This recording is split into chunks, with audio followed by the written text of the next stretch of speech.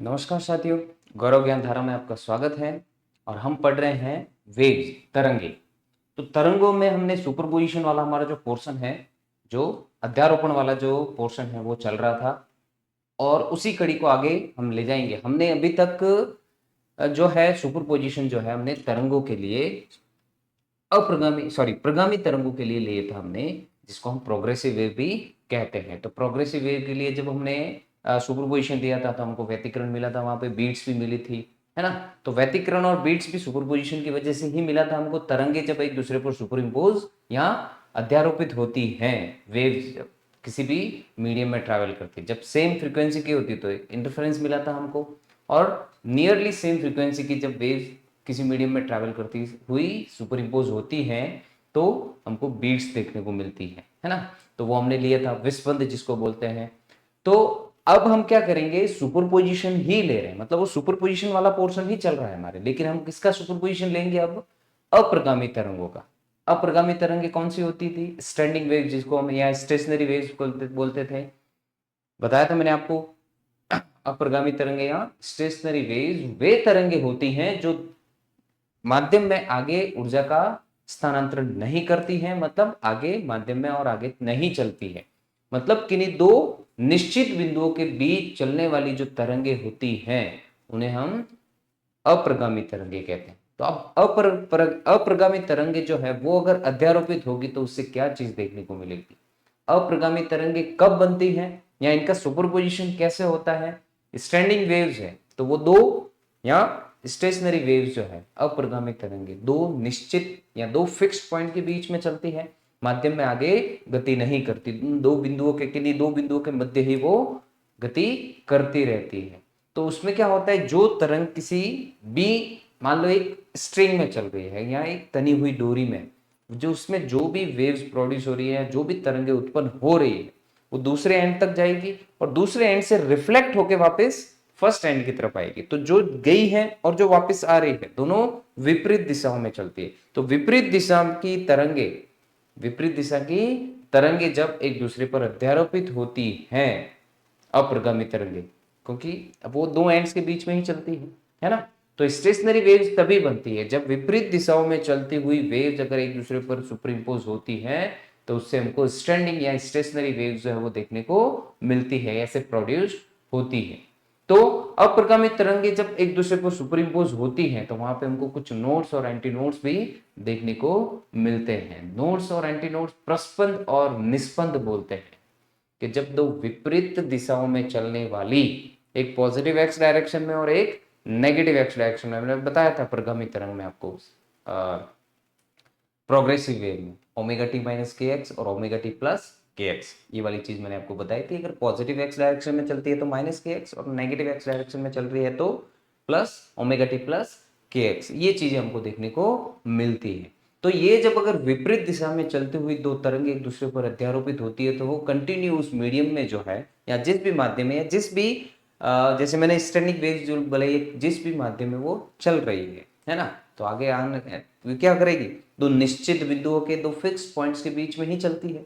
तो वो जब गति करती है, एक दूसरे पर सुपरइम्पोज होती है, तो उससे हमको नोड्स और एंटी नोड्स जो है देखने को मिलते हैं, क्योंकि जो तरंग जा रही है उसी का रिफ्लेक्शन जो है, उसी का परावर्तन जो एक दूसरे पर क्या होती है, अध्यारोपित होती है। तो उससे उस माध्यम में या जिस भी उस जो स्टैंडिंग वेव जिसमें भी चल रही है, जो स्ट्रिंग ले रहे हैं हम या जो भी तनी हुई डोरी ले रहे हैं, तो उस डोरी के कुछ बिंदुओं पर तो प्रस्पंद देखने को मिलते हैं और कुछ बिंदुओं पर निस्पंद देखने को मिलते हैं। जहां पे अधिकतम विस्थापन देखने को मिलता है उसको प्रस्पंद बोलते हैं, और जहां पे विस्थापन शून्य होता है उन्हें निस्पंद बोलते हैं या नोड बोलते हैं। जहां पे मैक्सिमम डिस्प्लेसमेंट देखने को मिलता है उनको एंटीनोड्स कहते हैं, और जहां पे डिस्प्लेसमेंट जो है पार्टिकल्स का जीरो होता है उसे नोड कहते हैं, है ना।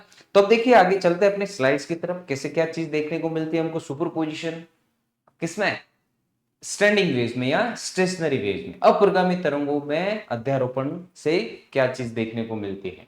देखिए, तो हम क्या ले रहे हैं, हम स्टैंडिंग वेव्स में सुपरपोजिशन ले रहे हैं, सुपरपोजिशन इन स्टैंडिंग वेव्स। अप्रगामी तरंगों में अध्यारोपण ले रहे हैं, अप्रगामी तरंगों में अध्यारोपण। अब देखो अप्रगामी तरंगे जो माध्यम में आगे ऊर्जा का स्थानांतरण नहीं करती, दो फिक्स्ड पॉइंट्स के बीच में सिर्फ ट्रैवल करेगी, मतलब दो निश्चित बिंदुओं के बीच में ही चलती रहती है, आगे माध्यम में आगे नहीं बढ़ती है, इसीलिए इसको स्टैंडिंग वेव्स बोलते हैं। या अप्रगामी, प्रगामी जो आगे आगे चलती रहेगी, अप्रगामी जो आगे नहीं चलती है, किन्हीं दो बिंदुओं के मध्य ही चलती रहती है, ट्रैवल करती है, यात्रा करती है।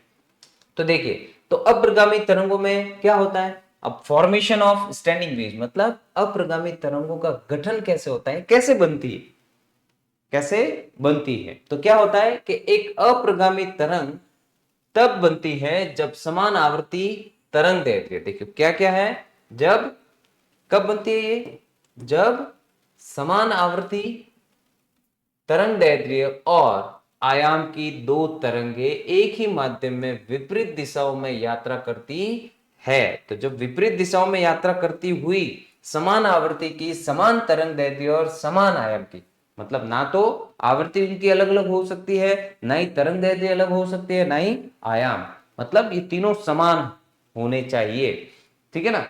तो समान आवृत्ति की, समान तरंग दैर्ध्य और समान आयाम की जब दो तरंगे एक ही माध्यम में विपरीत दिशाओं में चलती हुई एक दूसरे पर क्या होती है, अध्यारोपित होती है ना। तो उससे क्या चीज देखने को मिलती है हमको, अप्रगामी तरंगे जो है वो उत्पन्न उससे होती है, उनका गठन होता है, मतलब उत्पन्न होती है। तो एक तरंग जो दाहिनी ओर घूम रही है और उसका प्रतिबिंब एक तार पर बाई ओर घूम रहा है, मतलब अभी मैंने बताया कैसे, तार में ले लो एक स्ट्रिंग जिसको बोलते हैं, या किसी तनी हुई डोरी में ले लो, है ना, तनी हुई डोरी में या एक तार में जो भी तरंगे बन रही है, उसमें जो भी तरंगे जाएगी और उससे रिफ्लेक्ट होकर दूसरे एंड से वापस जो आएगी परावर्तित होगी, तो उसका आयाम समान होगा, आवृत्ति भी समान होगी, और तरंग दैर्ध्य भी उसका क्या होगा, समान होगा, क्योंकि जो भी निश्चित दूरी है उसमें तरंग दैर्ध्य भी उसका समान होना चाहिए, तब जाके हमको क्या मिलते हैं, कुछ बिंदु पर तो हमको नोड्स देखने को मिलते हैं। नोड्स बोले तो देखिए, नोड्स बोले जहां पे विस्थापन शून्य होता है, तो ये डोरी जो है इस दोनों पोल्स के बीच में बंधी हुई है, मतलब इन दोनों पोल्स के बीच में, ये जो ब्लैक ब्लैक दिख रहा है ये पोल्स है।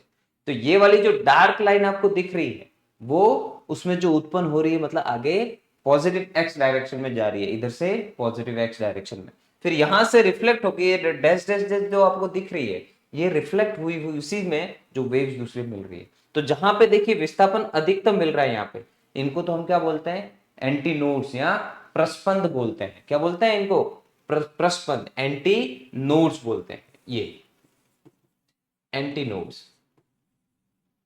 प्रस्पंद। और जहां पे शून्य है उनको नोड्स बोलते हैं। क्या बोलते हैं, नोड्स। क्या शून्य है, विस्थापन शून्य है, जहां पे विस्थापन अधिकतम है उनको प्रस्पंद बोलते हैं, एंटी नोड्स बोलते हैं। और जहां पे विस्थापन न्यूनतम होता है या शून्य होता है उसको नोड बोलते हैं या निस्पंद बोलते हैं। क्या बोलते हैं, निस्पंद, ठीक है ना। तो स्टैंडिंग वेव्स कब बनती है, कि जब दो समान आवृत्ति की, समान आयाम और समान तरंग दैर्ध्य की विपरीत दिशाओं में चलती हुई तरंगे एक दूसरे पर अध्यारोपित होती हैं, तो उससे हमको अप्रगामी तरंगे देखने को मिलती है। तो अगर मान लो एक तनी हुई डोरी में या एक किसी तार में, तना हुआ तार है, उसमें जो भी तरंग उत्पन्न हो रही है वो दूसरे एंड से, पहले एंड से जो जारी है तरंगे, दूसरे एंड से रिफ्लेक्ट होती हुई वो दोनों एक दूसरे पर अगर अध्यारोपित होगी, तो देखो एक इस डायरेक्शन में जा रही थी और दूसरी उससे रिफ्लेक्ट होके, मतलब उसकी विपरीत दिशा में आ रही, परावर्तित होके। तो ये जब दोनों विपरीत दिशाओं में आती हुई तरंग एक दूसरे पर अध्यारोपित होती है तो हमको अप्रगामी तरंगे दिखाई देती है, सॉरी अप्रगामी तरंगे जो है हमको मिलती है। तो उसमें नोड्स और एंटी नोड्स कंटिन्यू बनते रहते हैं। कितने नोड्स और कितने एंटी नोड्स बढ़ेंगे वो उसकी फ्रीक्वेंसी पर डिपेंड करता है, कितना फ्रीक्वेंसी हम मिनिमम उसको दे रहे हैं या मैक्सिमम। अगर मिनिमम फ्रीक्वेंसी देंगे या कम आवृत्ति वाली अगर तरंग लेंगे, उसको कम ही हमने उसको डिस्टर्ब किया है, मतलब जो तनी हुई डोरी उसको थोड़ा सा हल्का सा ऐसे, तो उसकी फ्रीक्वेंसी कम होगी। अगर ज्यादा जोर से करेंगे तो उसकी फ्रीक्वेंसी क्या होगी, कंपन ज्यादा मिलेंगे। कम कंपन देंगे तो नोड्स और एंटी नोड्स भी कम बनेंगे, और ज्यादा कंपन अगर इसको प्रोवाइड करते हैं हम, ज्यादा वाइब्रेशन अगर देंगे तो उसमें नोड्स और एंटी नोड्स भी ज्यादा बनेंगे, क्योंकि इसकी वेवलेंथ जो है वो ज्यादा बढ़ जाती है, डिस्ट्रीब्यूट हो जाती है। चलिए, तो ये है, तो कैसे बनती है अप्रगामी तरंगे आपको पता चल गया। अब अप्रगामी तरंगे कौन सी होती है? जो दो निश्चित बिंदुओं के मध्य ही चलती है और आगे माध्यम में कोई भी ऊर्जा का स्थानांतरण नहीं करते, बस यहीं तक चलेगी, इससे आगे वो नहीं बढ़ती है। ठीक है ना। अब ये देखो कैसे बनती है, जैसे मान लीजिए कि ये एक वेव आ रही है इधर की तरफ नेगेटिव एक्स डायरेक्शन में और एक जा रही है पॉजिटिव एक्स डायरेक्शन में। ये जब दोनों मिलेगी तो इसी से ये एनोड्स और एंटीनोड्स हमको कंटिन्यू देखने को मिलते हैं। प्रस्पंद और निस्पंद जो है कंटिन्यू देखने को मिलते हैं। तो प्रस्पंद और निस्पंद अगर कहीं पे देखने को मिल रहे हैं मतलब वो कौन सी तरंगे होगी?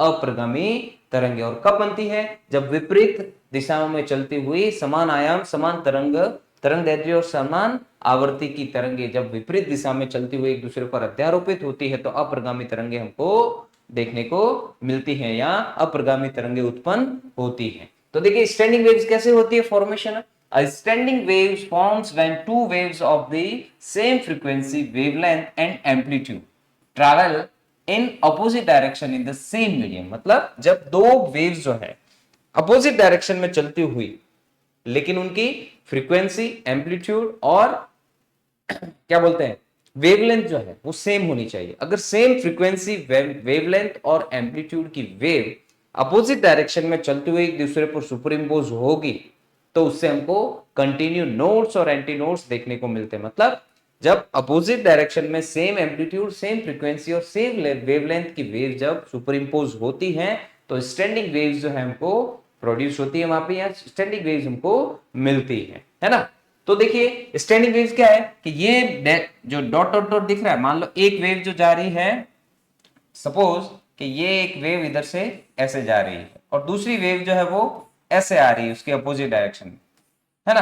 तो ये वेव जब एक दूसरे से मिलेगी दोनों वेव्स तो इससे क्या मिलेगा हमको? स्टैंडिंग वेव्स देखने को मिलेगी। अप्रगामी तरंगे जो है उत्पन्न होगी या स्टैंडिंग वेव्स जो है वो प्रोड्यूस्ड होती है। तो उससे हमको कंटिन्यू नोड्स और एंटी नोड्स देखने को मिलते हैं। और नोड्स और एंटी नोड्स किस पे डिपेंड करेंगे कि कितना फ्रीक्वेंसी उसकी वेव की है। मतलब जितनी फ्रीक्वेंसी ज्यादा होगी मतलब नंबर ऑफ ऑसिलेशंस जो भी वेव्स हम ले रहे हैं जो अपोजिट डायरेक्शन में आ रही है उनकी फ्रीक्वेंसी अगर ज्यादा है तो एम्पलीट्यूड एंटी नोड्स और नोड्स भी ज्यादा बनेंगे। अगर फ्रीक्वेंसी कम है तो नोड्स और एंटी नोड्स भी कम बनेंगे, है ना।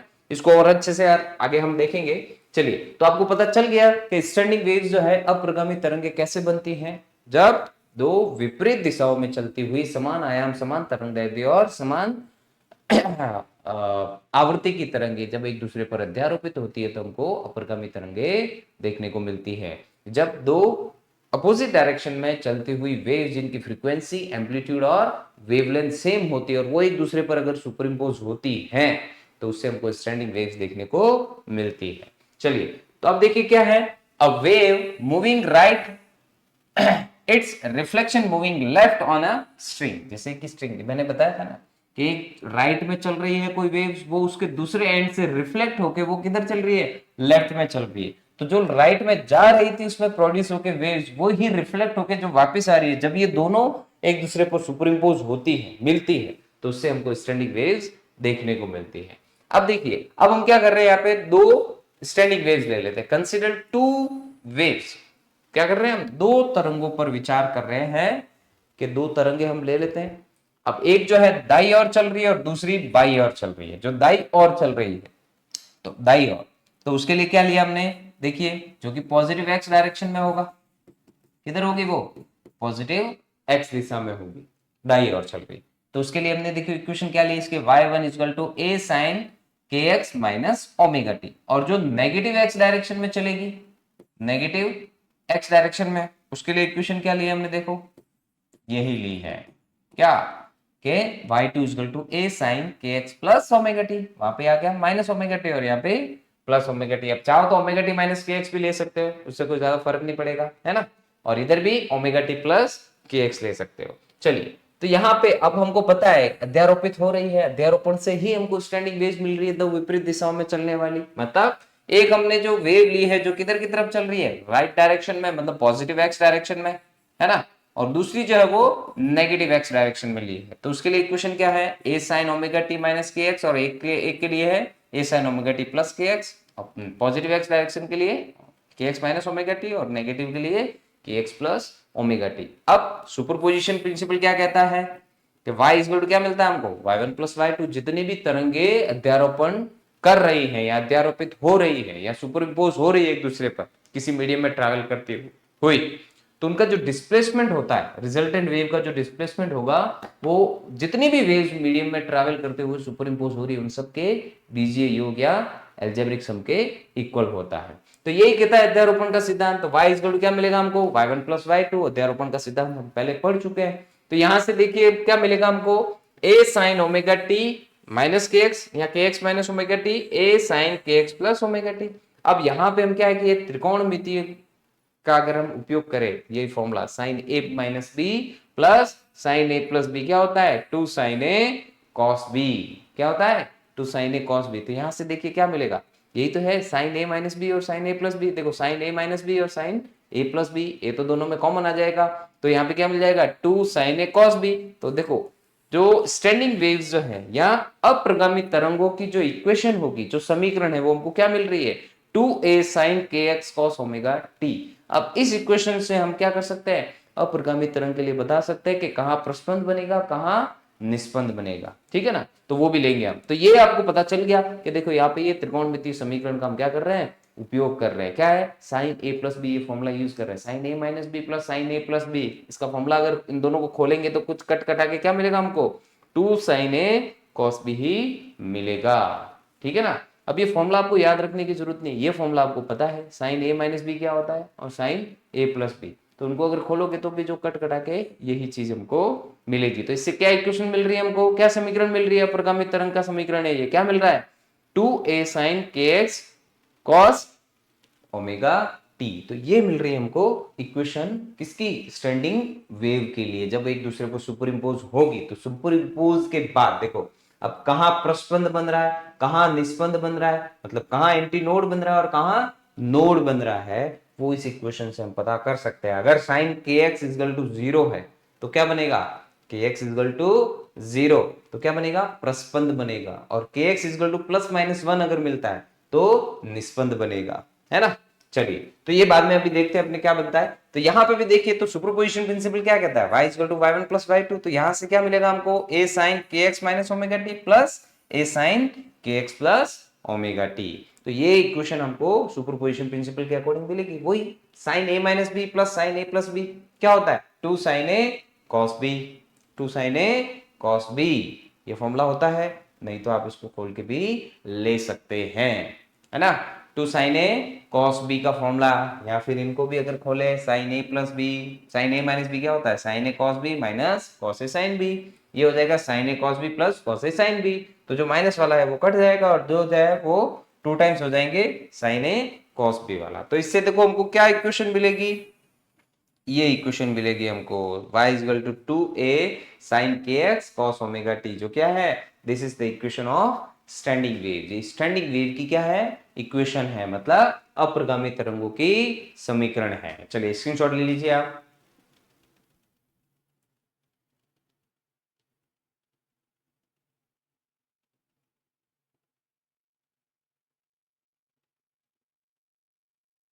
चलिए, तो ये हमने अप्रगामी तरंगों का कैसे बनती है, प्रस्पंद और निस्पंद अभी हम लेंगे, लेकिन इसकी इक्वेशन क्या मिलती है वो ले लिया। देखो कब बनती है अप्रगामी तरंगे, वापस बता देता हूं, जब अपोजिट डायरेक्शन में चलती हुई कोई दो वेव्स जो है एक दूसरे पर सुपर इम्पोज होती है, लेकिन उसका एम्पलीट्यूड, वेवलेंथ और फ्रीक्वेंसी जो है सेम होनी चाहिए।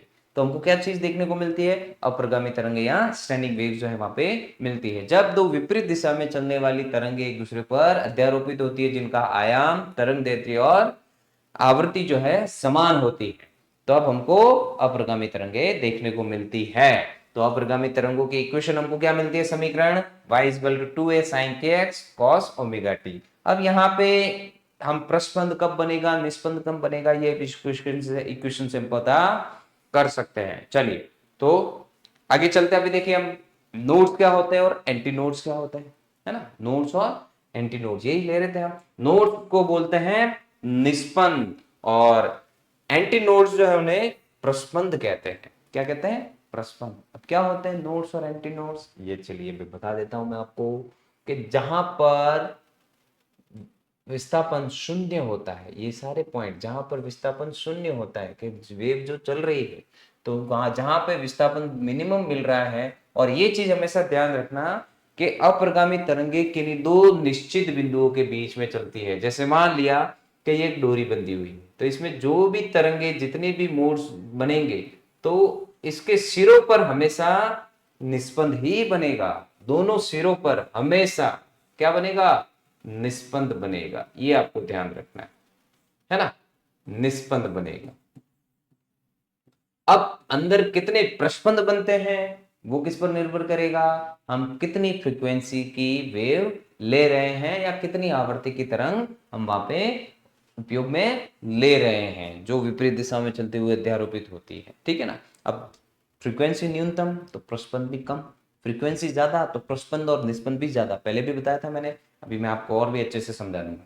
तो देखिए, नोड्स किसको बोलते हैं? जहां पे विस्थापन कण का, जिस भी तरंगे जहां पे भी ये जिसमें भी चल रही है तो वहां पे उसके कणों का विस्थापन जो है शून्य जहां पे मिलता है उन्हें नोड्स कहते हैं। नोड्स बोले तो निस्पंद बोलते हैं। और उस जिस भी वस्तु में वो उत्पन्न हो रही है तो उस वस्तु के अगर एंड, क्योंकि दो निश्चित बिंदुओं के जो निश्चित बिंदुओं के बीच में ही चल रही है तो दोनों एंड पॉइंट जो है उसके दोनों सिरे जो है सिरों पर हमेशा निस्पंद ही बनते हैं, हमेशा एंटीनोड ही प्रोड्यूस्ड होते हैं। बीच में नोड्स एंटीनोड्स दोनों बन सकते हैं। बीच में जो है वो प्रस्पंद और निस्पंद दोनों बन सकते हैं। वो किस पर निर्भर करेंगे? उसकी आवृत्ति पर। ये ध्यान रखना है आपको, मैं बार बार बोल रहा हूं, उसकी आवृत्ति पर प्रस्पंद और निस्पंद की संख्या निर्भर करती है। इसी टाइप से क्वेश्चन आते हैं, ठीक है ना, कि प्रस्पंद और निस्पंद की संख्या किस पर निर्भर करती है? वो आवृत्ति पर निर्भर करती है। चलिए, तो देखिए, तो जहां पे अधिकतम हमको विस्थापन देखने को मिल रहा है उन सभी बिंदुओं को या उन सभी पॉइंट्स को क्या बोलते हैं? एंटी नोड्स बोलते हैं। क्या बोलते हैं? एंटी नोड्स या प्रस्पंद बोलते हैं। क्या बोलते हैं? प्रस्पंद। ठीक है ना। चलिए, तो ये नोड्स और एंटी नोड्स क्या होते हैं वो हम ले लेते हैं। नोड्स जो है या जिनको प्रस्पंद सॉरी निस्पंद कहते हैं, क्या होते हैं? प्रस्पंद निस्पंद वे बिंदु है जहां विस्थापन हमेशा शून्य होता है।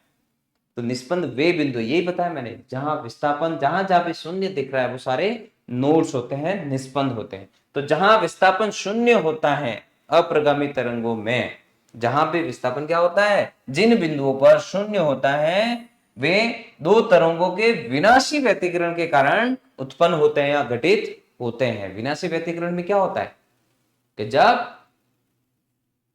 फेज कितना हो, अपोजिट फेज हो, विपरीत, इसमें भी विपरीत ही मिल रहा है। तो जहां विनाशी व्यतिकरण होगा तो आयाम न्यूनतम, तो यहां पे क्या मिल रहा है? आयाम शून्य मिल रहा है ना।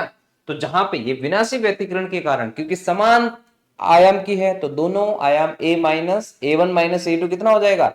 0 हो जाएगा। और जहां पे संपोषी व्यतिकरण होगा वहां पे दोनों का आयाम समान है तो a और a 2a हो जाएगा। इसीलिए इस इक्वेशन में हमको यहां पे देखिए 2a देखने को मिल रहा है ना।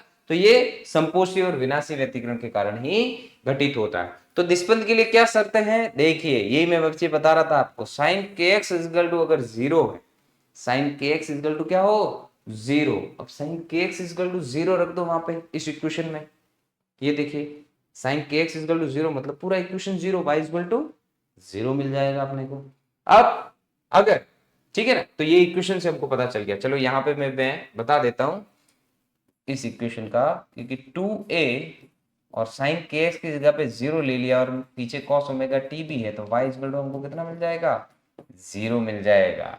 तो ऐसे पॉइंट जहां पे y इक्वल टू 0 मिल जाएगा, टोटल विस्थापन का समीकरण भी है ना, तो आयाम भी क्या मिलेगा? उधर शून्य मिलेगा। तो देखिए, तो ऐसे बिंदुओं को जहां पे साइन kx इक्वल टू 0 हो उसे निस्पंद कहते हैं। क्या कहते हैं उन बिंदुओं पर? ये। अब दो लगातार निस्पंद के बीच की दूरी λ/2 होती है। दो लगातार निस्पंदों के बीच की दूरी λ/2 होती है। अब देखो, ये आपको याद रखने की जरूरत नहीं है, मैं आपको समझाऊंगा कि कैसे λ/2 होती है दो निस्पंदों के बीच की संख्या। ये आपको रटने की जरूरत नहीं है, मैं बताऊंगा, ये याद रहेगा फिर आपको। ठीक है।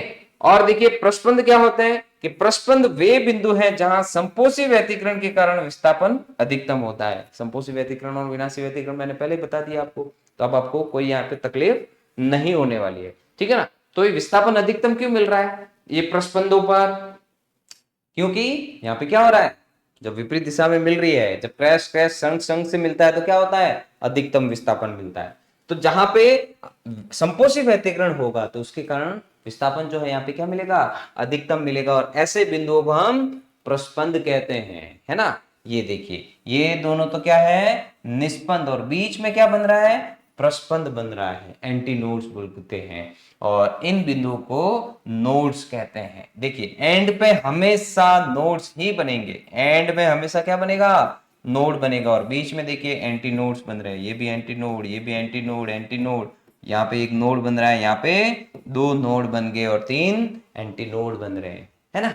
देखिए तो इसके लिए क्या शर्त है प्रस्पंद के लिए, कि साइन के एक्स जो है वो प्लस माइनस 1 हो जाए, या तो प्लस या फिर माइनस, क्योंकि देखो प्लस में भी है विस्थापन अधिकतम और माइनस में भी है, तो प्लस माइनस 1 अगर साइन के एक्स की जगह पे हो जाए, ये जो इक्वेशन मिल रही थी देखिए यहाँ पे प्लस माइनस 1 हो जाए, तो plus 2a cos omega T और minus 2a cos omega T, है ना।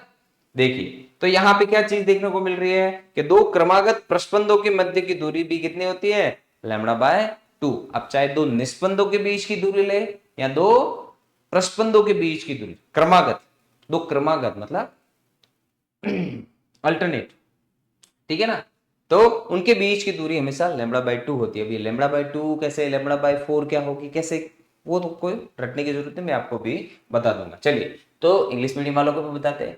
Nodes are points where the displacement is always zero. Nodes ऐसे पॉइंट होते हैं जहां पर डिस्प्लेसमेंट ऑलवेज क्या मिलता है, जीरो होता है डिस्प्लेसमेंट पार्टिकल्स का। They occur due to destructive interference of two waves. ये किस कैसे बनते हैं, इसके कारण बन रहे हैं कि जहां जहां पे भी डिस्ट्रक्टिव इंटरफेरेंस हो रहा है, मतलब अपोजिट फेज की वेव अगर मिल रही है, उनका फेज जब अपोजिट होता है तो वहां पे क्या होता है, डिस्ट्रक्टिव इंटरफेरेंस, तो डिस्प्लेसमेंट क्या हो जाएगा उनका, मिनिमम। लेकिन यहाँ पे फ्रीक्वेंसी एम्पलीट्यूड सेम है, तो एम्पलीट्यूड क्या हो जाता है, a1 माइनस a2 अगर करे तो a माइनस a 0 हो जाता है, इसीलिए यहाँ पे डिस्प्लेसमेंट क्या मिल रहा है, न्यूनतम भी कितना, 0 मिल रहा है, मतलब मिनिमम भी कितना, 0 के बराबर मिल रहा है। तो इनके लिए कंडीशन क्या है कि sign k x equal to अगर हम 0 रखें, sign k x equal to अगर 0 हो तो ऐसे पॉइंट्स को हम, इन सब पॉइंट्स पर sign k x equal to कितना मिलेगा, 0, क्योंकि साइन 0 की वैल्यू 0 होती है और साइन 90 की वैल्यू 1 होती है, तो इन सारे पॉइंट्स पर साइन 0 की वैल्यू कितनी होगी, 0, इसीलिए साइन के एक्स 0, मतलब के एक्स की वैल्यू कितनी है, 0 है ना। डिस्प्लेसमेंट कितना है, एक्स 0, ठीक है ना। चलिए तो distance between two consecutive nodes is lambda by 2। दो कंसेक्यूटिव नोड्स के बीच की अगर हम डिस्टेंस देखें तो वो कितनी मिलेगी, हमेशा लैम्डा बाय 2 मिलेगी, है ना। अब इसको मैं और भी अच्छे से एक्सप्लेन कर दूंगा आपको। अब देखो एंटी नोड्स क्या होते हैं, एंटी नोड्स जो है वो क्या होते हैं, antinodes are points where the displacement is maximum due to constructive interference. Antinodes ये जहां पे मैक्सिमम डिस्प्लेसमेंट देखने को मिल रहा है, ये किसके कारण हो रहा है, मैक्सिमम डिस्प्लेसमेंट कब मिलता है, जब सुपरपोजिशन होता है, तो किसके कारण, कंस्ट्रक्टिव इंटरफेरेंस के कारण। तो कंस्ट्रक्टिव इंटरफेरेंस की वजह से यहाँ पे डिस्प्लेसमेंट हमको क्या मिल रहा है, मैक्सिमम मिल रहा है, ठीक है ना। तो ऐसे पॉइंट्स को हम क्या बोलते हैं, एंटी नोड। इसके लिए कंडीशन क्या है कि sign k x equal to plus minus 1, या तो प्लस 1 या माइनस 1, ठीक है ना, इसीलिए डिस्प्लेसमेंट क्या मिल रहा है, मैक्सिमम। तो और टू कंसेक्यूटिव एंटी नोड्स के बीच की डिस्टेंस भी कितनी मिलती है, लैम्डा बाय 2 मिलती है। चलिए एक बार इसका स्क्रीनशॉट ले लीजिए। अब मैं बता देता हूं फिर कि दो कंसेक्यूटिव मतलब दो निस्पंदों के बीच की दूरी लैम्डा बाय 2 और प्रस्पंदों के बीच की भी लैम्डा बाय 2, एक प्रस्पंद और निस्पंद के बीच की दूरी कैसे लैम्डा बाय 2 या जो भी है वो मैं आपको बता देता हूं। चलिए एक बार इसका स्क्रीनशॉट ले लीजिए आप, तो आपको रटने की जरूरत नहीं पड़ेगी।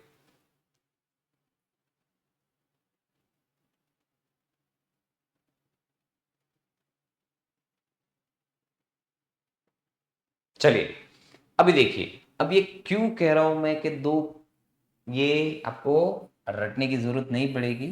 इसके लिए सिंपली एक चीज ले लेते हैं, मान लेते हैं ये कोई खींची हुई तार है। अब इसमें कोई एक तरंग जो है वो ऐसे जा रही थी,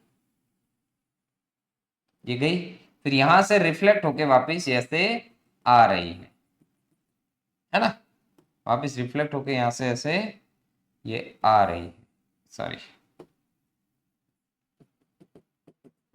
ये देखिए, है ना, तो ये मिल रही है। अब इसमें आपको क्या चीज देखने को मिल रही है, ये तरंग यहां से यहां तक गई, तो इसके जो दूरी होगी टोटल, वो कितनी होगी, लैम्बडा होगी। अब मैंने क्या बताया था आपको स्टार्टिंग में, ये तो लैम्बडा ही होती है ना। एक तरंग जब बनाते हैं तो उसकी दूरी कितनी होती है, तरंग दैर्ध्य जिसको बोलते हैं, कि एक ऑसिलेशन में इसने जितने भी दूरी एक पर्टिकुलर टाइम में ट्रैवल की है, ठीक है ना, वो उसकी वेवलेंथ होती है। चलिए, तो अब यहाँ पे लैम्बडा हो गई ये इसकी वेवलेंथ। अब यहाँ पे मैंने एक चीज तो आपको बताई थी कि एंड्स पे हमेशा क्या बनते हैं, नोड्स बनते हैं, मतलब सिरों पर हमेशा क्या बनेंगे, निस्पंद बनेंगे। एंटी और एंटी नोड्स कहाँ पे बन रहे हैं, देखो एक तो यहाँ पर बन रहा है, एक यहाँ पर बन रहा है, उसके बीच में भी एक नोड बन रहा है। अब देखिए, बीच में नोड बन रहा है और सिरों पे तो नोड बन ही रहा है, तो ये बीच में बन रहा है मतलब आधी वेव जा रही है। ये तो पूरी वेव हो गई, आधी वेव जा रही है मतलब देखो आधी वेव में क्या मिल रहा है, दो नोड देखने को मिल रहे हैं हमको, दो नोड, दो निष्पन्न। तो इनके बीच की दूरी कितनी मिल जाएगी, लैम्बडा की आधी, लैम्बडा बाई 2। इसीलिए यहाँ पे बताया गया, देखिए distance between two consecutive antinodes is always lambda by 2। इन दोनों नोड के बीच की दूरी लैम्बडा बाई 2 है, तो इन नोडों के बीच कितनी, लैम्बडा बाई 2 ही तो मिल रही है इधर भी। तो दो नोड्स या दो एंटी, अब देखो वो चीज एंटी नोड में भी देखो, यहां से देखो इतना और इतना, ये देखो इसका आधा भाग बच गया, यहां से ये भी है उसका आधा, और आधे का भी आधा ये, और इसका भी आधा ये, फिर आधा और, मतलब आधे का आधा और आधे का आधा इधर भी, मतलब इधर भी कितना मिल गया, लैम्बडा बाई 2। जो पीछे जो बचा वो भी कितना हो गया, आधा पार्ट हो गया ना लैम्बडा का।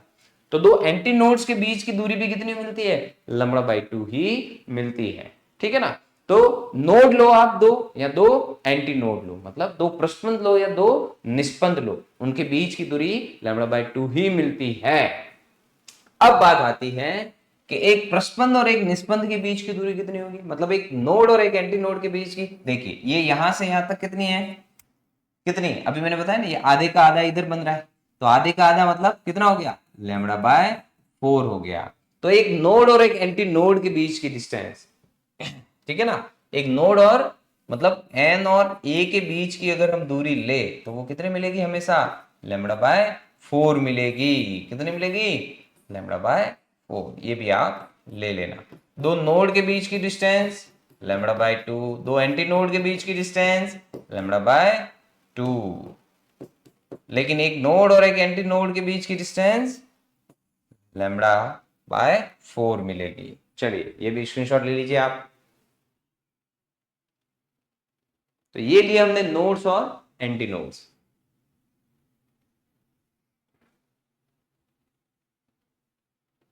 चलिए अब आगे चलते हैं। अब देखिए अपने क्या है, कैरेक्टरिस्टिक्स ऑफ स्टैंडिंग वेव्स, मतलब अप्रगामी तरंगों के लक्षण क्या होते हैं। ये तो मैं पहले भी आपको बता चुका हूं, है ना, कि अप्रगामी तरंगों के क्या लक्षण होते हैं। चलिए और भी ले लेते हैं कि standing waves are produced by the superposition of two waves moving in opposite direction. अभी बताया थोड़ी देर पहले कैसे बनती है ये, कि विपरीत दिशाओं में चलती हुई दो तरंगों के अध्यारोपण से अप्रगामी तरंगे क्या होती है, उत्पन्न होती है। जब दो विपरीत दिशाओं में, लेकिन उनका आयाम, तीव्रता और तरंग दैर्ध्य क्या होनी चाहिए, सॉरी आयाम, आवृत्ति और तरंग दैर्ध्य समान होनी चाहिए, मतलब उसका एम्पलीट्यूड, फ्रीक्वेंसी और वेवलेंथ सेम होनी चाहिए, तभी हमको ये स्टैंडिंग वेव्स जो है देखने को मिलती है। मतलब स्टैंडिंग वेव्स कैसे प्रोड्यूस होती है, जब दो अपोजिट डायरेक्शन में चलती हुई wave same frequency, same amplitude और सेम वेवलेंथ की अगर एक दूसरे पर सुपर इम्पोज होती हैं तो उससे हमको स्टैंडिंग वेव्स देखने को मिलती है। दूसरा क्या है, the wave pattern appears stationary and does not travel through the medium. जो वेव पैटर्न जो है ना वो आगे मीडियम में नहीं बढ़ेगा, जिस भी वस्तु में वो प्रगामी अप्रगामी तरंगे बन रही है, जो दो फिक्स पॉइंट्स के बीच में चल रही है। जैसे मैंने अभी बताया था कि एक तार हमने खींच के बांध दिया, उसमें जो भी वेव बन रही है बस उन दो बिंदुओं के मध्य ही चलती रहती है, इस बिंदु से यहां तक, फिर दूसरा रिफ्लेक्ट होके वापस इस बिंदु तक, है ना। तो यही चीज हमको यहाँ पे देखने को मिलती है कि वो पैटर्न जो होता है उसका वेव का, वो स्टेशनरी देखने को मिलता है, वो आगे मीडियम में ट्रेवल नहीं करता। तो देखिए क्या चीज देखने को मिल रही है यहाँ पे, कि तरंग पैटर्न जो है स्थिर प्रतीत होता है और माध्यम में यात्रा नहीं करता। कि तरंग पैटर्न जो है वो स्थिर देखने को मिलता है, वो माध्यम में आगे ट्रेवल या यात्रा नहीं करता, है ना।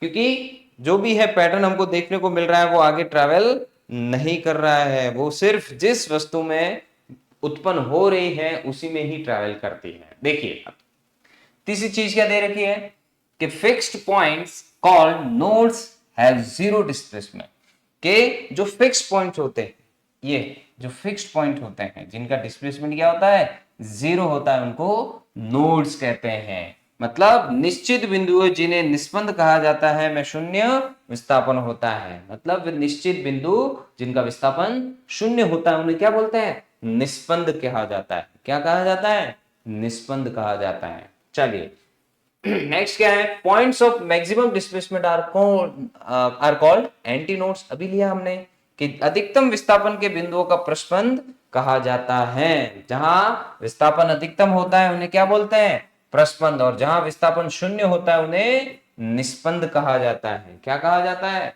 निष्पन्द कहा जाता है। नेक्स्ट देखिए, the distance between a node and the nearest antinode is lambda by 4। ये देखिए आ गया यहाँ पर, है ना। अभी जो मैंने आज पीछे बताया कि दो एंटी नोड और एक एंटी नोड जो निकटतम होते हैं उनके बीच की दूरी लैम्बडा बाय 4 होती है, ठीक है ना। तो एक निष्पन्द और निकटतम प्रस्पंद के बीच की दूरी लैम्बडा बाय 4 देखने को मिलती है। चलिए इसका भी स्क्रीनशॉट ले लीजिए आप। ये है कैरेक्टरिस्टिक्स है अपरिगामी तरंगों के लक्षण है, कैरेक्टरिस्टिक्स ऑफ स्टैंडिंग वेव्स। चलिए स्क्रीनशॉट ले लीजिए आप इसका।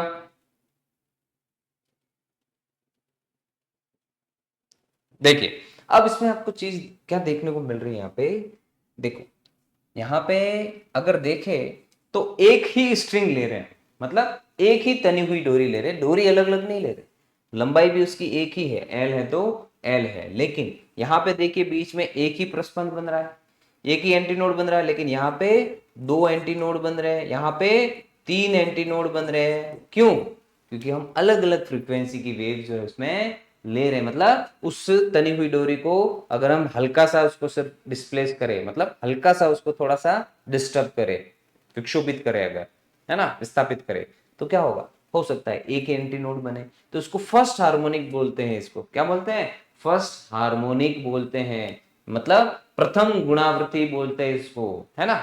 या फिर इसकी क्या बोलते हैं, फंडामेंटल टोन भी बोलते हैं इसको, फंडामेंटल मूल स्वर कहते हैं इसको।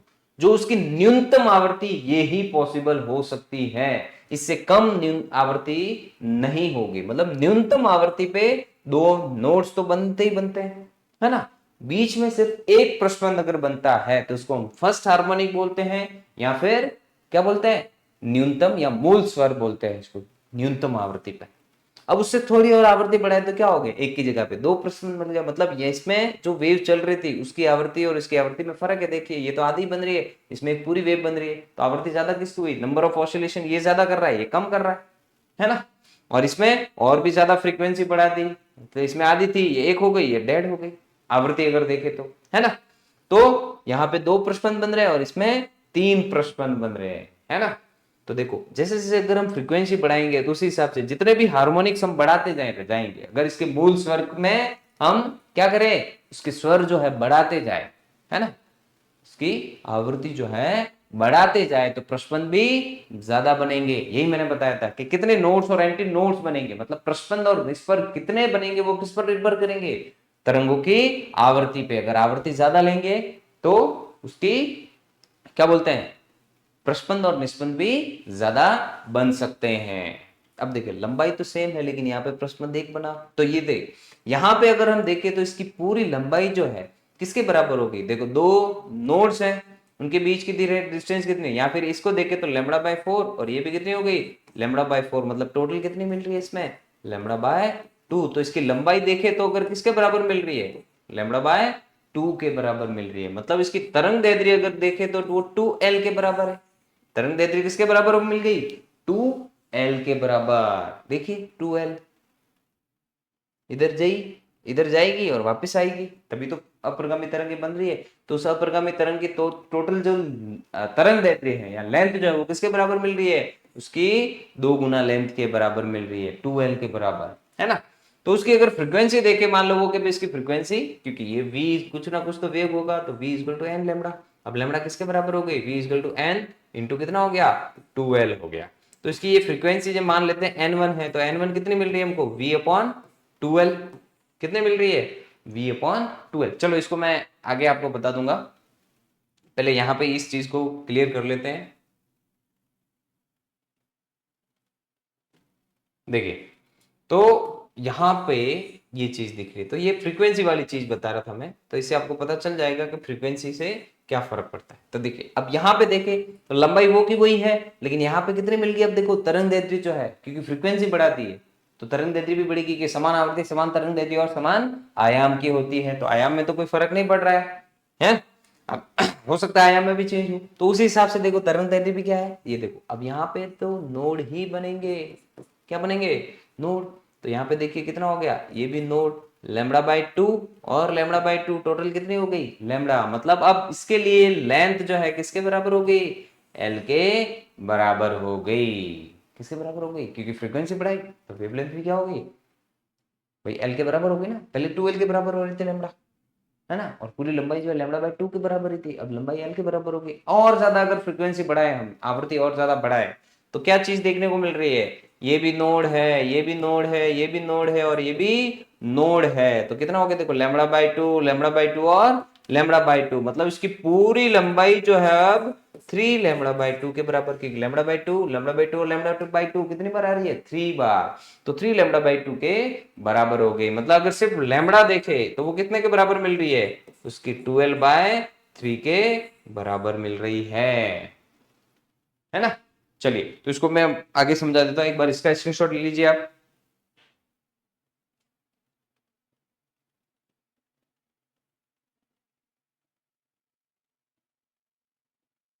चलिए अभी देखिए, अब हम वही चीज ले रहे हैं यहाँ पे, क्या, फर्स्ट हार्मोनिक, सेकंड हार्मोनिक और थर्ड हार्मोनिक क्या होती है, मतलब प्रथम गुणावर्ती क्या होती है, द्वितीय गुणावर्ती क्या होती है और तृतीय गुणावर्ती क्या होती है। ये देखिए अब फर्स्ट हार्मोनिक में सबसे पहले अगर देखें तो first harmonic is the lowest possible frequency eight which the system vibrate, it is also called the fundamental frequency. क्या कहते हैं इसको, फंडामेंटल फ्रीक्वेंसी भी या मूल आवृत्ति कहते हैं। मतलब फर्स्ट हार्मोनिक वो सिचुएशन होती है जो लोएस्ट पॉसिबल फ्रीक्वेंसी होती है, फर्स्ट हार्मोनिक वो लोएस्ट फ्रीक्वेंसी होती है किसी भी ऑब्जेक्ट के लिए, है ना, या किसी भी सिस्टम के लिए जिसपे वो उसकी लोएस्ट पॉसिबल फ्रीक्वेंसी होता है, जहां पे जिसमें वो वाइब्रेट कर सकता है। मतलब न्यूनतम कितने कंपन वो कर सकता है, वो उसकी न्यूनतम जितनी भी फ्रीक्वेंसी आवृत्ति होती है उसी को हम क्या बोलते हैं, फर्स्ट हार्मोनिक या प्रथम गुणावर्ती कहते हैं। तो क्या होता है प्रथम गुणावर्ती,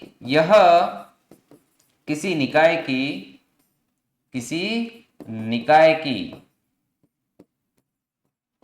न्यूनतम न्यूनतम आवृत्ति होती है जिस पर वह कंपन करती है।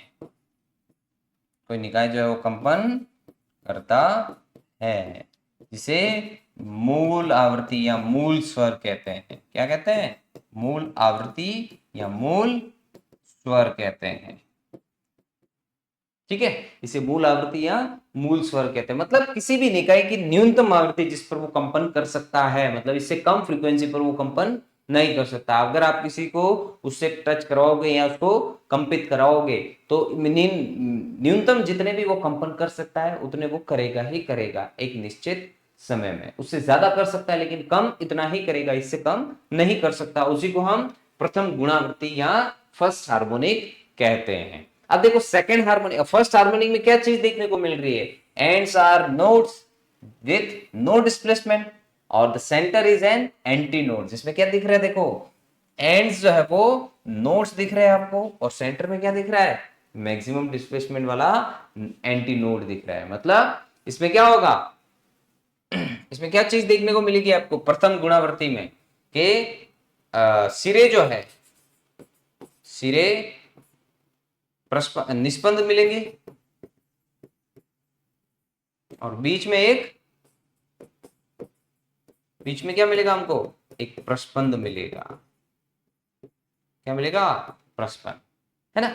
इसको हम बोलते हैं प्रथम गुणावर्ती या मूल स्वर या मूल आवृत्ति भी इसको कह सकते हैं, कि मूल उसका स्वर क्या है, इससे ज्यादा स्वर, मतलब इससे न्यूनतम जो है स्वर वो नहीं करेगा। अगर इसको स्वर इसमें कुछ उत्पन्न होंगे तो इतने आवृत्ति का तो होगा ही होगा, उसी को हम प्रथम गुणावर्ती या फर्स्ट हार्मोनिक या मूल आवृत्ति या मूल स्वर कहते हैं। अब देखो सेकंड हार्मोनिक में क्या चीज मिल रही है, द एंड्स आर नोट्स और between the ends there are two antinodes and a node. देखो एंड्स पे क्या मिल रहा है हमको, नोड्स, और इन नोड्स के बीच में एक नोड और मिल रहा है और दो एंटी नोड मिल रहे हैं, किसमें, सेकंड हार्मोनिक में, मतलब फ्रीक्वेंसी बढ़ाई हमने।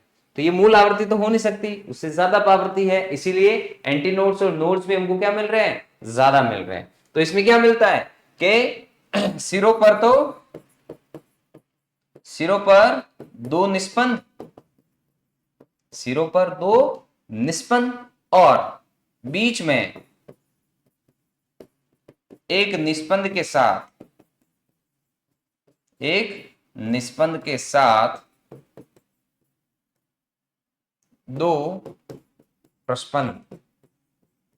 देख लीजिए सिरों पर तो दो निस्पंद बन ही रहे है ना, लेकिन बीच में क्या है, एक निस्पंद के साथ दो प्रस्पंद मिल रहे हैं, उसे हम द्वितीय गुणावृत्ति कहते हैं। क्या कहते हैं, द्वितीय गुणावृत्ति। ये हो गया इसका मूल स्वर, ये तो क्या हो गया, मूल स्वर हो गया प्रथम गुणावृत्ति, है ना। ये हो गई द्वितीय गुणावृत्ति और ये हो गई तृतीय गुणावृत्ति, ठीक है ना। चलिए तो अब देखिए क्या चीज देखने को मिल रहा है, अब तृतीय गुणावृत्ति में हमको या फिर थर्ड हार्मोनिक में three antinodes between the end point with two nodes. देखिए क्या मिल रहा है, दो एंड नोड्स के बीच में तीन तो हमको एंटी नोड्स मिलते हैं और दो नोड्स और मिलते हैं, इसे हम थर्ड हार्मोनिक है। वही अगर फोर्थ हार्मोनिक में लेंगे तो क्या मिलेगा, फोर्थ हार्मोनिक में हमको चार एंटीनोड्स दिखेंगे। देखो फर्स्ट हार्मोनिक में हमको एक एंटीनोड दिख रहा था, सेकंड हार्मोनिक में दो एंटीनोड, थर्ड हार्मोनिक में तीन एंटीनोड, तो फोर्थ हार्मोनिक में कितने मिलेंगे, चार एंटीनोड, फिफ्थ हार्मोनिक में पांच एंटीनोड। ऐसे ये कंटिन्यू जो है, जितनी फ्रीक्वेंसी हम बढ़ाते जाएंगे तो एंटीनोड्स की वैल्यू भी बढ़ती जाएगी और उसी हिसाब से हार्मोनिक्स भी हमको अलग अलग मिलते जाएंगे, अलग अलग गुणावृत्ति हमको मिलते जाएंगे। यहां हमने मिनिमम तीन हार्मोनिक का एग्जांपल लिया है, ठीक है ना। तो देखिए इसमें क्या मिल रहा है तृतीय गुणावृत्ति में, के दो निस्पंद सिरों के मध्य, दो निस्पंद सिरों के मध्य, सिरों के मध्य तीन प्रस्पंद और दो निस्पंद प्राप्त हो रहे हैं।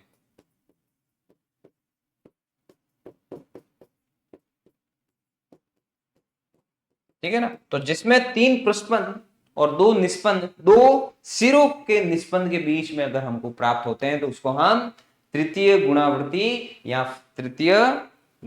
या थर्ड हार्मोनिक कहते हैं। चलिए इसकी स्क्रीनशॉट ले लीजिए इसका भी।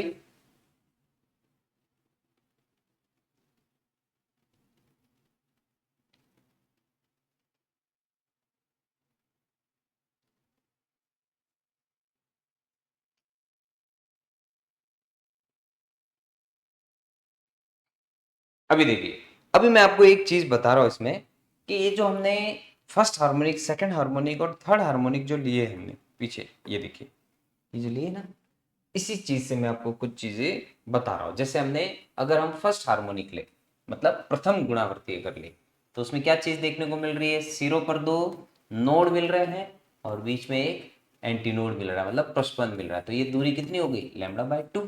अब ये जो है v वेग से अगर गति कर रही है मान लो, और ये कौन सा है इसका मूल स्वर, इसको हम क्या बोलते हैं, मूल स्वर बोलते कि नहीं बोलते, है ना। अभी लिया हमने मूल स्वर, है ना, जिसको फर्स्ट हार्मोनिक भी कहते हैं, मतलब फंडामेंटल नोट भी इसको बोलते हैं, फंडामेंटल फ्रीक्वेंसी भी बोल सकते हैं इसको। तो ये मूल स्वर है, ये v वेग से अगर चल रही है तो हमको पता है v इक्वल टू कितना होता है, n लैम्डा, कितना होता है। अब ये जो डोरी हमने ली है या जो स्ट्रिंग हमने ली है ना, इसकी लंबाई कितनी है, l है, इसकी लेंथ अगर l है, चलो इसको नीचे लिख लेता हूँ, ऊपर शायद आपको दिखेगा नहीं, तो n लैम्डा, और इस मूल स्वर और इसको भी बाद में पहले इसकी लंबाई को इंडिकेट कर लेते हैं कि भाई ये l लंबाई की एक स्ट्रिंग है या एक तनी हुई डोरी है या एक तार है, जिसमें भाई ये मूल स्वर हम उत्पन्न कर रहे हैं, है ना। तो ये मूल स्वर हमने उत्पन्न किया, तो ये मूल स्वर की फ्रीक्वेंसी कितनी होगी? अब ये देखो v इक्वल हमको क्या मिलता है? n lambda. तो मूल स्वर की जो आवृत्ति है उसको हम ले लेते हैं, इसकी जो मूल आवृत्ति है ना, वो हम ले लेते हैं n1 में। तो यहाँ पे क्या मिल जाएगा हमको? n1। अब बात आती है इसकी, देखो लैम्डा बाई 2 लंबाई के बराबर हुई है ना, इसकी लंबाई जो है इसके लिए अगर देखें तो l किसके बराबर मिल रही है हमको? लैम्डा बाई 2 के। तो लैम्डा किसके बराबर मिल जाएगी? 2l के बराबर मिल जाएगी। तो ये अगर लैम्डा की वैल्यू हम यहाँ पे पुट करें तो देखिए क्या मिल जाएगा आपको? v इक्वल टू n1 और साथ में क्या आ जाएगा? 2l। तो अगर हम मूल स्वर की आवृत्ति अगर देखें तो वो कितने मिल रही है हमको? v अपॉन 2l मिल रही है। कितने मिल रही है मूल स्वर की आवृत्ति?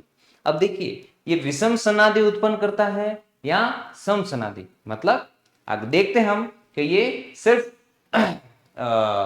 इवन जो क्या बोलते हैं नोट वो ही प्रोड्यूस कर रहा है, या ऑड नोट्स भी ये प्रोड्यूस करता है या नहीं करता? नोट्स नोट्स बोल रहा हूं मैं, जैसे अपने ये मूल आवृत्ति या मूल स्वर ले रहे हैं ना हार्मोनिक, वैसे तो ये इवन नंबर्स में करता है या ऑड नंबर्स में फ्रीक्वेंसी को जो है नोट्स जो है वो प्रोड्यूस करता है, वो चीज देख रहे हैं। तो देखिए तो यहाँ पे क्या चीज देखने को मिलेगी हमको? इसकी मूल आवृत्ति n1 है तो ये मिल गई हमको। अब इसका अगर सेकंड, ये तो हमने फर्स्ट हार्मोनिक लिया है, फर्स्ट हार्मोनिक, अगर यही हम सेकंड हार्मोनिक ले तो क्या चीज देखने को मिलेगी हमको? सेकंड हार्मोनिक में सीधी सी बात है, अभी मैंने बताया था ये मिल जाएगा सेकंड हार्मोनिक में ये। तो यहाँ पे सिरों पर तो नोड्स मिल गए, बीच में भी एक नोड और दो एंटी नोड मिल रहा है। क्या मिल रहा है? दो एंटी नोड मिल रहा है। अब आप सीधा ये नोड से नोड लैम्डा बाई 2 मत ले लीजिएगा, लगातार जो कंसेक्यूटिव दो नोड्स होते हैं ना उनके बीच की दूरी, यही बताया था मैंने। देखिए तो ये कहां पे गया? ये रहा। तो कंसेक्यूटिव टू नोड्स के बीच की डिस्टेंस कितनी मिलती है? लैम्डा बाय 2 मिलती है। कंसेक्यूटिव मतलब एक के बाद दूसरा, ऐसा नहीं कि एक को छोड़ के दूसरी तरफ चले जाओ, वो नहीं। तो चलिए अभी देखिए, तो यहाँ पे क्या चीज देखने को मिल रही है? ये दो नोड्स के बीच की दूरी कितनी हो गई? Lambda by 2। और ये भी कितनी हो गई? Lambda by 2। मतलब टोटल लेंथ कितनी होगी? क्योंकि एक वेव पूरी बन रही है, सीधी सी बात है। तो कितनी किसके बराबर होगी इसकी लंबाई? अब l उसकी लैम्डा के बराबर हो गई लेंथ। तो देखिए अब ये जो हमने सेकंड हार्मोनिक ले रहे हैं, मान लेते हैं इसके लिए फ्रीक्वेंसी इसकी कितनी है? n2 है। तो यहाँ पे आप देखिए कितना मिल जाएगा? v equal to n2 lambda.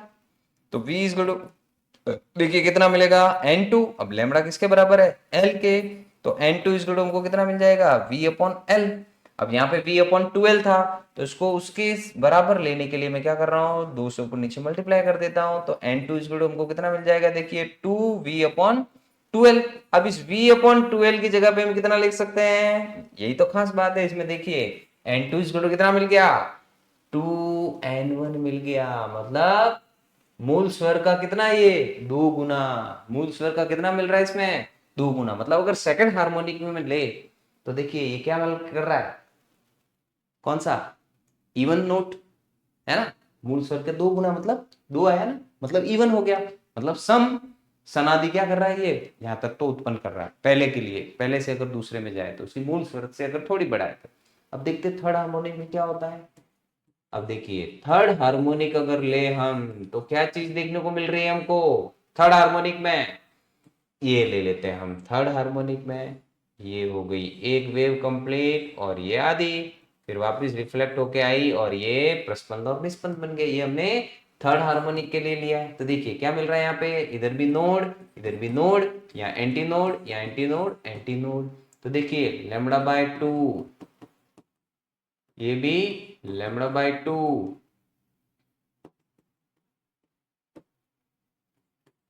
ये भी लैम्डा बाय 2, और ये भी लैम्डा बाय 2। कितनी लैम्डा बाय 2 हो गई? 3 लैम्डा बाय 2 हो गई। मतलब अब इसके लिए जो फ्रीक्वेंसी मान लेते n3 है। कितनी है? n3। तो देखिए क्या मिलता है यहाँ पे? तो v इक्वल टू n3 और कितनी है? लैम्डा है। n3 कितनी है? लैम्डा। अब ये सीधा 3 लैम्डा बाय 2 मत लिखिएगा, आपके v equal to n lambda वो फॉर्मूले में लेना है, लेकिन लैम्डा किसकी लेंथ लेंथ में की फॉर्म में ले रहे हैं, उसकी लंबाई की फॉर्म में, है ना। तो यहां पे देखिए इसकी लंबाई अब किसके बराबर मिल रही है? 3 लैम्डा बाय 2 के बराबर। मतलब लैम्डा कितना मिल जाएगा? 2l bye 3। तो अब देखिए क्या मिलता है यहाँ से, तो v इक्वल टू n3 और ये आ गया 12/3, तो n3 कितना मिल जाएगा हमको 3v अपॉन 2l। अब v अपॉन 2l की जगह पे n1, तो n3 इक्वल टू कितना मिल रहा है 3 टाइम्स ऑफ n1। तो इसे क्या चीज देखने को मिली, ये सिर्फ सम नहीं विषम सनादियां भी उत्पन्न कर रहा है। कौन, स्ट्रिंग, एक तार या एक डोरी जो है, तनी हुई डोरी। तो ये देखिए विषम सनादि भी क्या कर रही है, ये सम और विषम दोनों सनादि मतलब इवन और दोनों नोट्स क्या कर रहा है, ये प्रोड्यूस कर रहा है। अब चलो एक ये तो थर्ड हार्मोनिक ले लिया, फोर्थ हार्मोनिक ले लेते हैं एक और, तो उससे पूरा क्लियर हो जाएगा, है ना। फोर्थ हार्मोनिक के लिए हमने ले लिया इसका, अब ये हिंदी मीडियम वालों के लिए वही फर्स्ट हार्मोनिक बोले तो प्रथम गुणावर्ती, तृतीय द्वितीय गुणावर्ती और तृतीय गुणावर्ती और चतुर्थ गुणावर्ती। तो देखिए अब फोर्थ हार्मोनिक में हमको क्या चीज देखने को मिलेगी, ये इधर ले लेता हूं मैं। तो फोर्थ हार्मोनिक के लिए हमने N4 लिया है। अब उसके लिए डायग्राम क्या बनेगा, देखिए फोर्थ हार्मोनिक में ये 1, ये 2 और 3, फिर ये इधर आके ये, है ना। तो देखिए नोड नोड नोड नोड और node, anti node anti node anti node और एंटी नोड। तो क्या मिलेगा आपने यहाँ पे देखिए λ/2, λ/2। अब चाहे तो देखो सीधा अपन लैम्बडा भी ले सकते हैं भाई, ये λ/2 ये एक पूरी वेव हो रही है ना यहाँ तक, तो ये हो गई लैम्बडा, और ये भी पूरी एक वेव हो रही है, तो इधर भी कितनी हो गई लैम्बडा, मतलब उसकी पूरी लंबाई जो है किसके बराबर मिल रही है अब हमको 2 लैम्बडा के। तो लैम्बडा कितना मिल जाएगा यहाँ पे L/2, लैम्बडा कितना मिल जाएगा L/2। तो देखिए अभी यहाँ पे क्या चीज देखने को मिलती है, वही v equal to n4 lambda, lambda किसके बराबर है, तो n4 L/2। तो कितना मिल जाएगा यहाँ पे n4 इक्वल टू कितना मिल जाएगा, देखिए 2v/L, कितना मिल रहा है 2v/L। तो इसको भी वही बराबर करने के लिए n4 इक्वल टू कितना मिल गया, देखो 4v/2l। अब इसकी जगह पे हम लिख लेंगे n1, तो n4 देखिए 4n1, मतलब जैसे जैसे फ्रीक्वेंसी बढ़ा रहे हैं, तो देखिए ये थी इसकी मूल स्वर की आवृत्ति थी, फिर इसने क्या किया सम सनादि उत्पन्न की प्रथम सेकंड हार्मोनिक में, फिर विषम, फिर वापस सम, फिर विषम, तो ऐसे ही चलता जाएगा। मतलब पहले इवन मूल स्वर का इवन नोट, फिर और फिर वापस इवन। तो अगर हम देखें तो मूल स्वर के रेस्पेक्ट में अगर इनका रेशियो निकाले तो कितना मिल रहा है, देखिए कितना मिल रहा है v/12 था, तो इसको 1 ले लिया हमने n1, है ना। तो 1 रेशियो कितना मिल रहा है 2:3:4, मतलब दोनों टाइप के नोट्स जो है इसमें हमको देखने को मिल रहे हैं, इवन और ऑड दोनों नोट्स देखने को मिल रहे हैं। चलिए स्क्रीनशॉट ले लीजिए इसका भी। तो ये भी क्वेश्चन पूछ सकता है आपको कि किसी स्ट्रिंग में जो भी नोट्स मिल रहे हैं अपने को फर्स्ट हार्मोनिक सेकंड हार्मोनिक, मतलब अलग अलग प्रथम गुणावर्ती तृतीय गुणावर्ती या जो भी है, तो किसी स्ट्रिंग में जो है वो कौन कौन सी सनादियां उत्पन्न करते हैं, उसका अनुपात क्या होता है फ्रीक्वेंसी का। तो ये अब ये भी पूछ सकते हैं कि स्ट्रिंग जो है सिर्फ सम सनादियां उत्पन्न करती है या विषम सनादियां उत्पन्न करती है, तो दोनों सम और विषम दोनों, है ना। लेकिन एक होता है ऑर्गन पाइप, जिसको हम वो बोलते हैं अनुनाद नली, ये ओपन ऑर्गन पाइप भी होता है और क्लोज ऑर्गन पाइप भी, फ्लूट होती है ना वो भी एक तरह से ऑर्गन पाइप ही है, वो ओपन ऑर्गन पाइप, दोनों सिरे उसके क्या होते हैं खुले होते हैं, उसमें भी देखो विसल मतलब एक साउंड सुनाई देता है कि नहीं देता है, तो उसमें भी अलग अलग सनादियां होती हैं, है ना। तो वो भी कैसे बनती हैं वो भी मैं आपको बता देता हूँ। चलिए चलिए स्क्रीनशॉट ले लिया होगा आपने। अब देखिए ये ऑर्गन पाइप जो मैं बोल रहा हूँ अनुनाद नली, वो भी दो प्रकार की होती है, एक तो क्लोज होती है और एक होती है ओपन, एक खुली हुई, है ना।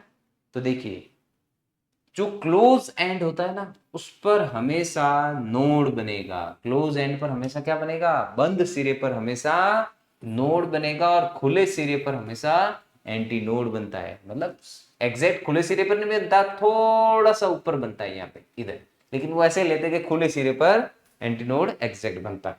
और वही अगर ओपन वाला है तो उसमें ये चीज आपको देखने को मिलेगी, एंटी नोड, इधर भी एंटी नोड, बीच में नोड देखने को मिलेगा।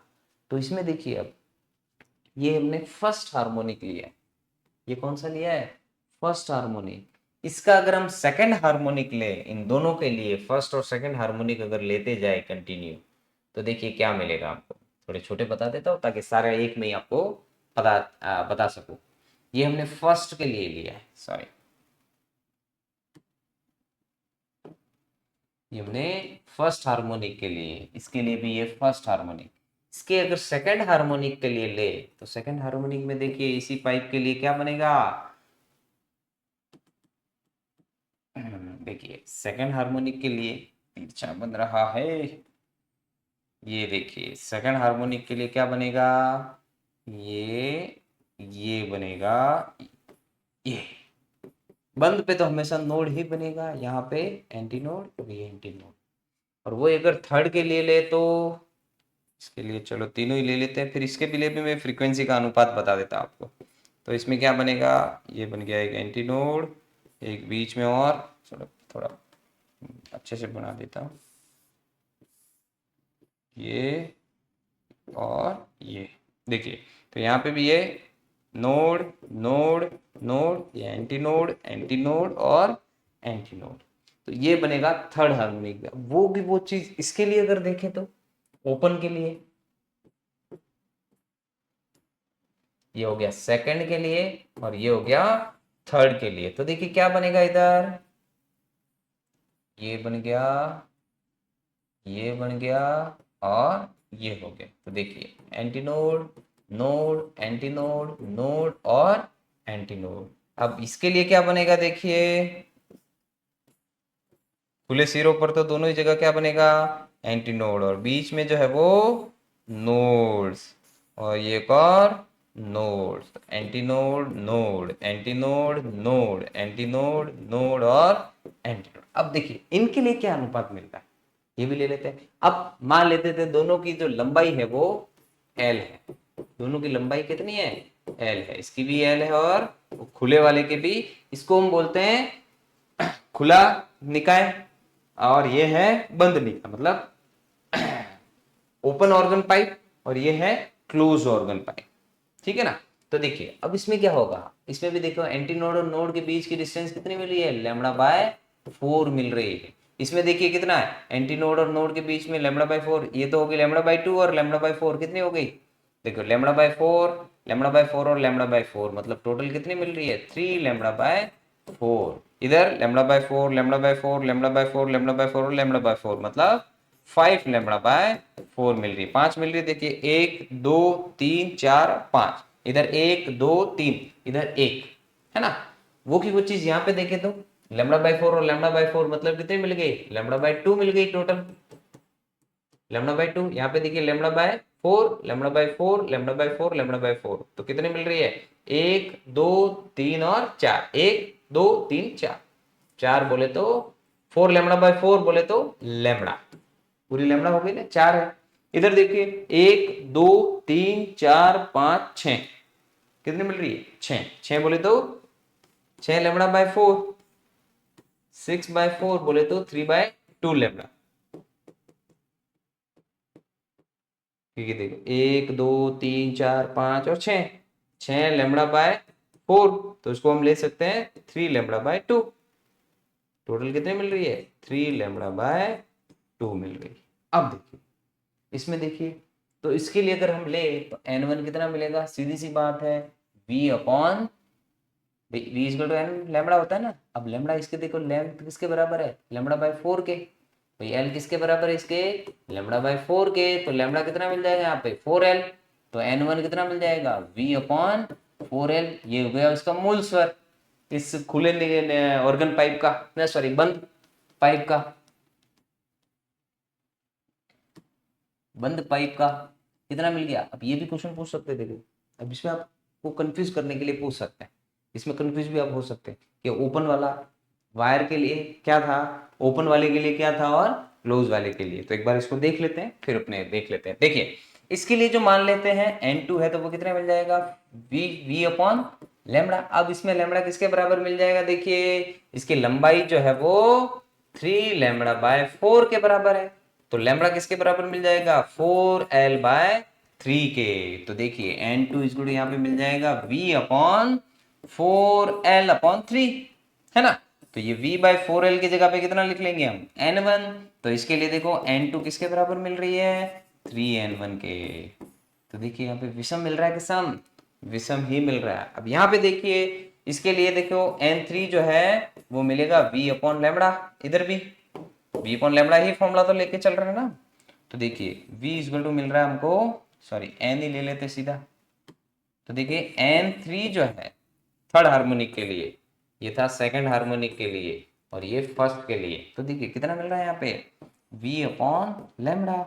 अब n3 यहाँ पे इसकी लंबाई देखिए किसके बराबर मिल रही है 5 लैम्बडा बाय 4 के बराबर। तो लैम्बडा कितना मिल जाएगा 4l/5।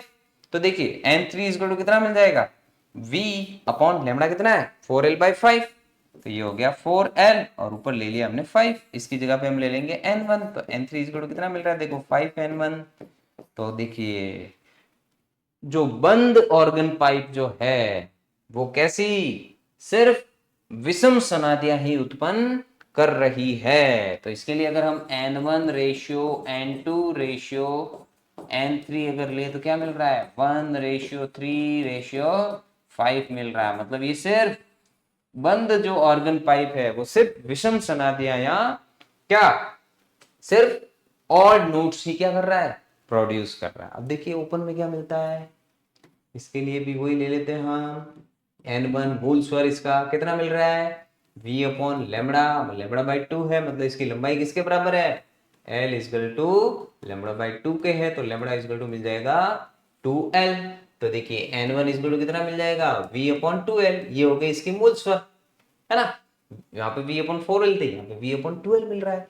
अब यहाँ पे अगर देखे तो n2 कितना मिल जाएगा v अपॉन लैम्बडा, इधर भी तो n2 इक्वल टू मिल रहा है v अपॉन, अब देखो लैम्बडा किसके बराबर है सीधा ही दिख रहा है l के बराबर है, तो सीधा l आ जाएगा। तो n2 इक्वल टू कितना मिल जाएगा हमको, देखो 2 से ऊपर नीचे मल्टीप्लाई कर देता हूँ तो ये v अपॉन 2l की जगह पे तो आ जाएगा n1। तो ये जगह n1 और साथ में क्या मिल रहा है 2, तो 2n1। ये देखिए इसमें सम मिल रहा है, कितना मिल रहा है सम। अब देखिए नेक्स्ट इसके लिए भी अगर n3 ले तो यहाँ पे भी वही v अपॉन कितना लैम्बडा। अब यहाँ पे लैम्बडा देखिए लंबाई इसकी कितनी है, इसके लिए l जो है कितना मिल रहा है, इसके लिए l जो है वो कितना मिल रहा है देखिए 2, सॉरी लैम्बडा ही ले लेते सीधा यहाँ से। तो देखिए लैम्बडा कितना मिल रहा है 12/3। तो n3 कितना मिल जाएगा यहाँ पे इसके लिए v अपॉन 2l और ऊपर आ जाएगा 3। तो इसकी जगह पे तो वही लिख लेंगे, मतलब n3 इक्वल टू यहाँ पे कितना मिल रहा है 3n1। तो यहाँ से क्या चीज देखने को मिल रही है कि ये भी विषम और सम दोनों, मतलब ऑड और इवन दोनों नोट्स क्या कर रहे हैं उत्पन्न कर रहा है, ये भी मतलब प्रोड्यूस कर रहा है ओपन ऑर्गन पाइप। तो देखिए क्या मिल रहा है यहाँ पे 1:2:3, फिर आ जाएगा 4:5, कंटिन्यूस ही चलता जाएगा। अब देखिए इसके और इसके सेम मिल रहा है, मतलब ओपन ऑर्गन पाइप और स्ट्रिंग जो है यहाँ कोई तनी हुई तार जो है उसकी सनादियां समान है, दोनों सम और विषम दोनों उत्पन्न करते हैं। लेकिन अगर हम क्लोज ऑर्गन पाइप का अगर देखें तो वो सिर्फ विषम सनादियां उत्पन्न कर रहा है, ऑड नोट सिर्फ क्या सिर्फ विषम क्या उत्पन्न कर रहा है, सिर्फ विषम सनादियां ही उत्पन्न कर रहा है। ये दोनों ही कर रहा है, सम और विषम दोनों।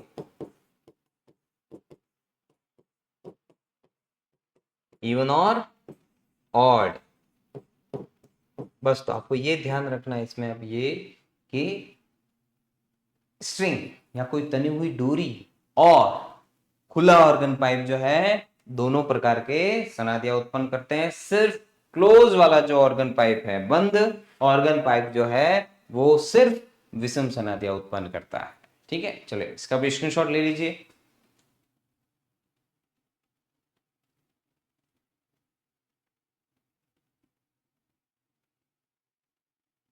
चलिए तो ये हमने ले ली अप्रगामी तरंगे कैसे प्रोड्यूस होती है, कौन कौन से हार्मोनिक के लिए कितना क्या क्या उसका मूल स्वर है तो उसके मूल स्वर के रूप में कितने नोट्स और एंटी नोट्स बढ़ते रहेंगे अगर हम फ्रीक्वेंसी को बढ़ाते रहे। यहाँ पे जो आप क्वेश्चन पूछेंगे तो ये कंफ्यूजन आपके क्रिएट हो सकता है, तो ये कंफ्यूजन आपको रखना नहीं कि ओपन ऑर्गन पाइप और स्ट्रिंग में सेम होता है, बस ये आप अगर याद रखोगे तो इस टाइप से अगर वो क्वेश्चन पूछता है कि सम या विषम कौन सा बनाता है सनादिया, तो वो क्वेश्चन का आप आंसर दे सकते हैं कि ओपन ऑर्गन पाइप और स्ट्रिंग के लिए याद ना भी रखो तो सीधा सा डायग्राम बना के आप फटाफट ये चीज कर सकते हो, है ना।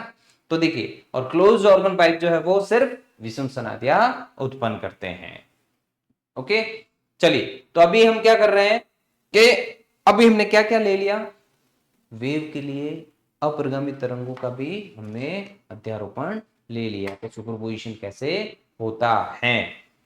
तो अब मेरे हिसाब से आपको कोई भी इसमें तकलीफ नहीं होनी चाहिए, ठीक है ना। तो अब अगली क्लास में हम मिलते हैं, तब तक के लिए आगे दीजिए, नमस्कार।